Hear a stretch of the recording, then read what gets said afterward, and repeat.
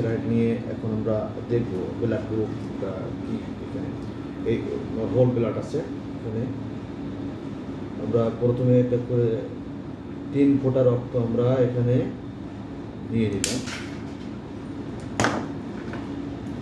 তারপরে আমরা এনটি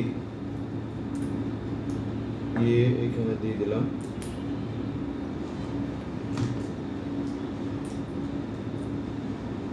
এনটিপি, তারপরে এনটিটি,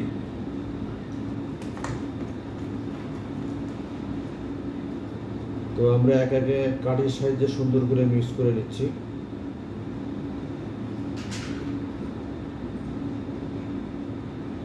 সুন্দর করে আমরা মিক্স করে নিলাম।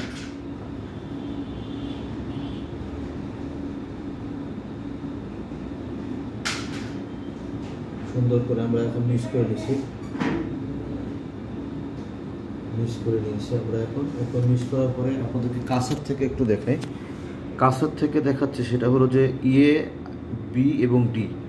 তো দেখেন ইএ কিন্তু ফাটি নাই, বি ফেটে গেছে এবং ডি ফেটে গেছে। তো এখানে আমরা ব্লাড গ্রুপ পেয়েছি হলো বি পজিটিভ। তো ভালো থাকবেন, আল্লাহ হাফেজ।